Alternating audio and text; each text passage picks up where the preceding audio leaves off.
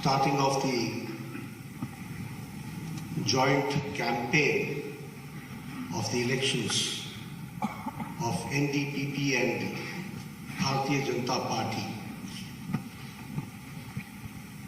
First of all, I pay my respects to the dynamic Chief Minister, a Chief Minister who understands the sensitivity of the people of Nagaland, who has been always taking care of the people of Nagaland, Shri Nephew Rioji, our Deputy Chief Minister and my senior colleague, with whom I have worked for a long time, a matured politician, Shri Y. Patanji, our party president, Shri Temjin Imna Elong, who has been working tirelessly for the party, Shri Abu Mehtaji, the Secretary General of NDPP, who has a vision for NDPP and who has been working tirelessly for the joint campaign and the alliance between the NDPP and Bharatiya Janata Party, Shri John Barlaji, who is the Union Minister taking care of the minority affairs, Shri Nalin Kohli, the National Spokesperson, my senior colleague and who is also in charge of Nagaland, and my young colleague Rituraj Sinha, who is the National Secretary and in charge of Nagaland, the respected gentry here, the audience, the leaders on various walks of life of Nagaland, and the friends from the media, print media and electronic media. It is indeed a matter of great opportunity for me to be here to launch the joint campaign of NDPP and BJP. And the start was with the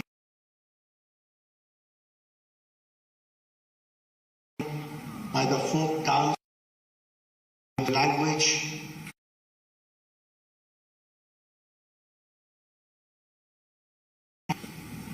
but I can also say that for long the was ignored by the previous governments, and it was ignored culturally, not only the basic ethos of people of Naga, but also the history of Nagaland. If I talk about the nationalism, I can say that Subhash Chandra Bose was first to establish no other place but in Naga,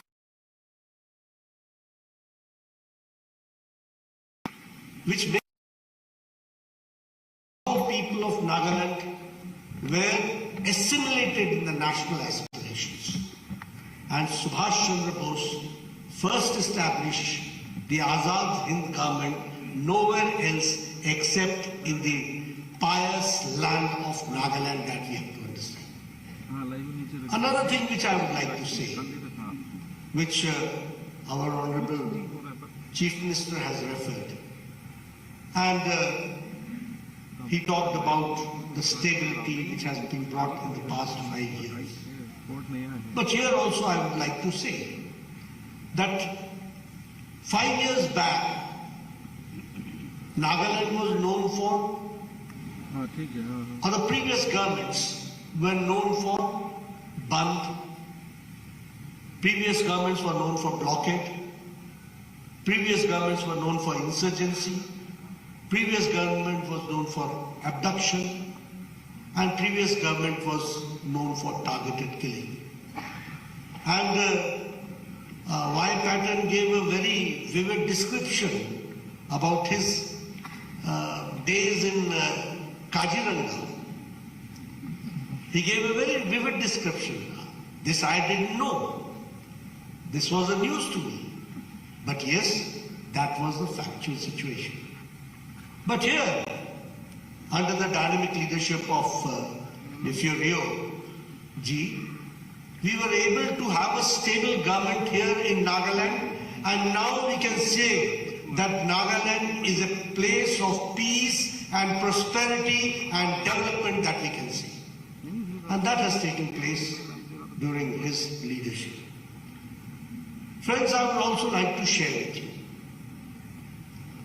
that things have changed, and here, because the gentry here sitting in front of me is the opinion makers for the coming elections also, and they are the opinion makers for the stable, strong Nagaland. They are the advocates, they are the ambassadors, you are the crusaders. So I would like to put things in the right perspective. You see, election and voting is not mere to be decided on very flimsy grounds. It needs a very serious deliberation to come to a conclusion that who should take up the reins of the power. And when I say so, I also share with you that see the situation of the world. America at this point of time is facing financial crisis. Europe's financial situation is not good. China's financial situation, God knows, because the world does not know. The other countries also are in the same situation. But we can say that the growth rate of India is going forward, and India's economy is the fastest growing economy in the world. That is what we can say. So we have to realize that when the right person is there and the right decisions are taken, the right results come out. And I would also like to share with you that when in the COVID crisis, our opposition was shouting and they were talking about that right type of investment should be done, Prime Minister Modi was absolutely very clear. He said that our investment will be in corona management. Our investment will be to see to it that the people do not sleep hungry. Our investment will be in the country's infrastructure. Our investment will be to invite world's investment in the country. And today, because of this, I can share with you that India's growth rate is at 6.1%. And the China's growth rate is 5.2%. And America's growth rate is 1.4%. And France, that means the Europe, growth rate is 0.7%. So this is the result which has come out. I'm sharing all this with you because you should understand that right decision at the right time takes the country forward and it takes a lead. And when we take wrong decisions, it is the situation comes like it happened in Sri Lanka, like it happened in Pakistan. It's happening in Pakistan. You can jolly well understand what is going on in Pakistan. And there are many other countries who will fall in line in the same way. But India is going forward in a very strong manner. Friends, I would also like to share with you, when I talk about the world economy and the vis-a-vis India, here I would like to share that the Britishers ruled us for 200 years. Not far from this Nagaland place, Calcutta was the headquarters of East India Company, which later on took over as the British Raj. They ruled us for 200 years. But today we have the proud privilege to say that India, which was in 2014 a 10th largest economy, today it is the 5th largest economy, and we have defeated Britain, and we have come forward. That we have to understand. If I talk about the pharmaceuticals, you'll be happy to know that the most cheapest medicine India is producing and the most effective medicine India is producing. And it is told as the pharmacy of the world. And you will be happy to, I would like to share with you that India is exporting medicine to 200 countries, 200 countries. This is the situation. If I talk about the chemicals, you will be happy to note that the chemical production has increased by 106%. And exporting chemicals has been done to 175 countries. This is India. जब हम बोलते हैं ना बदल रहा है, ये बदला है, ये बदलाव हुआ है, that we have to understand. In steel manufacturing, we are number 2 now, only next to China. If I talk about mobiles, you all have mobiles. In 2014, the mobiles, 92% of the mobiles used to be imported and it was not being manufactured here. But today, 97% of the mobiles are being manufactured here in India. And even now you will find in Apple smartphone, it is written made in India. This is the change which has taken place. And all this I'm sharing with you because these are the benchmarks which talks about the Indian economy under the dynamic leadership of Prime Minister Modi. If I talk about automobile industry, I'd like to share with you, when I was in China, I was told that vehicles means American vehicles, Plymouth. Vehicles means Japanese vehicles. That means Datsun and Toyota. But today you will be happy to note that we have surpassed Japan and we are the 3rd largest automobile industry in the world. That we have to understand. And only 2 countries are ahead of us, China and America. Rest we are the 3rd. This is the situation, this is the change which has taken place and we have to understand. In the consumption of energy is one of the benchmarks to understand the development of the nation. You will have happy to know that India is the 3rd energy consumption behind China and US only. And in renewable energy, India ranks 4th. And we are behind China, Europe and US. So you can, because consumption of energy and renewable energy is the benchmark to understand the development of the nation. And so this we would like to share with you. Friends, under the dynamic leadership of Prime Minister Modi, and which has been also taken care by our dynamic Chief Minister, Mr. Rio, and support by Y. Patil, I am happy to share with you that India has been one of the best countries in COVID management. Even today, America, the vaccination has reached only 76%. In Europe, it is not more than 67%. But in India, it is 100% vaccination has taken place.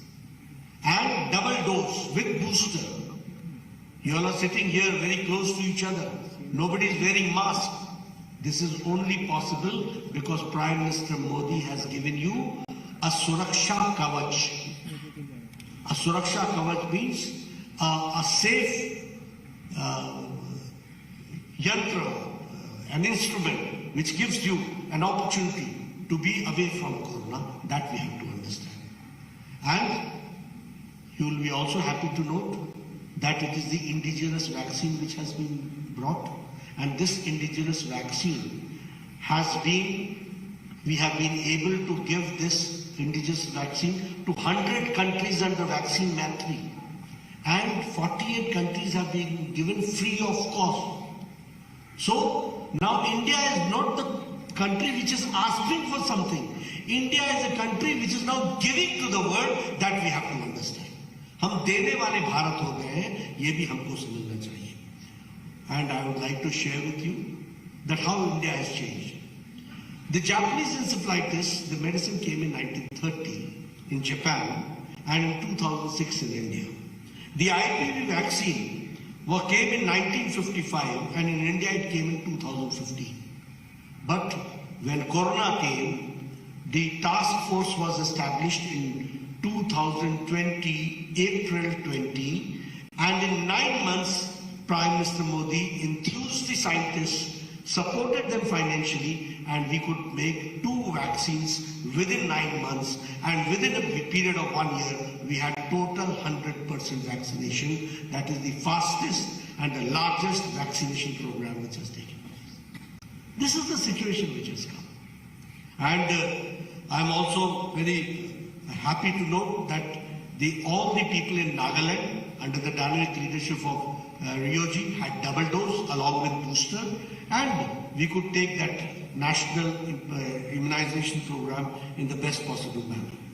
Friends, as far as the tribals are concerned, the Prime Minister Modi has got a great respect for the tribal culture, for the people of tribal, and we want to see to it that they should not be left behind, they should be brought into the mainstream. The Prime Minister's choice for the President Draupadi Murmu as the President of India, she is the first tribal lady who becomes the President. Prime Minister Modi in his cabinet has got 8 ministers from tribal community. We have got 3 governors from the tribal community. And if you talk about scholarships, if you talk about Eklavya Vidyalaya, if you talk about the expenditure on the tribal students, everything has been enhanced only to see that no tribal child is left behind. Mainstreaming should take place and it should be developed in that holistic manner. That is what I would like to share with you. Friends, when I talk about, and Mr. Rioji has also talked about, but when I talk about Nagaland, I can share with you that in 2006 and 14, Northeast witnessed 8,700 violent events. That was Northeast.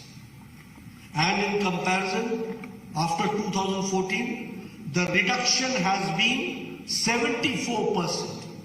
And all this has been done under the dynamic leadership of Mr. Rio, along supported by Mr.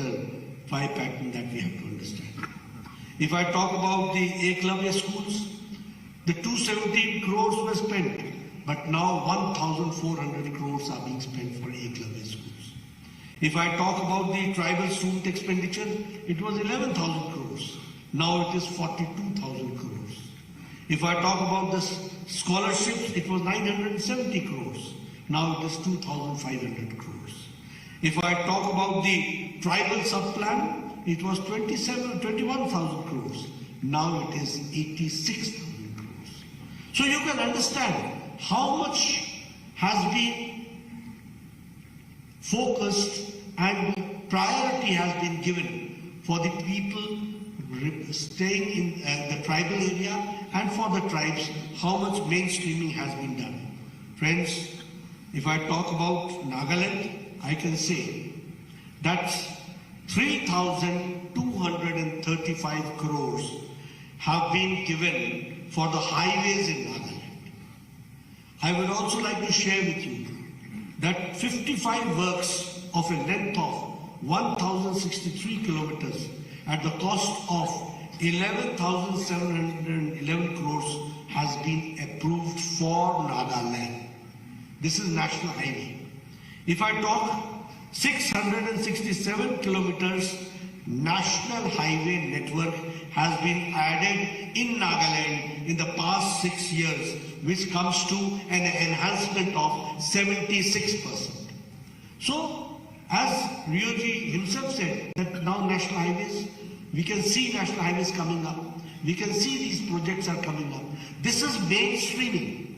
For a long time, you yourself said that MLAs were staying in Kaziranga and nobody was there to take care. It was known for Bandh, it was known for blockage, it was known for insurgency, it was known for abduction, it was known for targeted killing. And now it is for peace and prosperity and development. This change has taken place. So, the gentry here, who are the advocates, who are the crusaders, who are the ambassadors, you have to take these these issues to the masses to make them understand that elections is a serious effort and election is a serious issue, and so we should see whom to select and whom not to select. That I would like to share with you.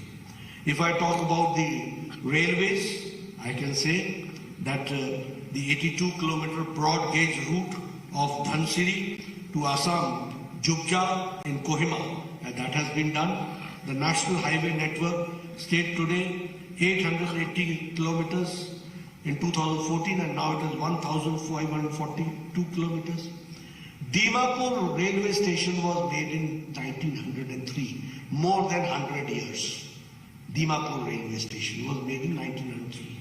And after that, the Shokhuvi railway station came more than 100 years later, and that we have to understand.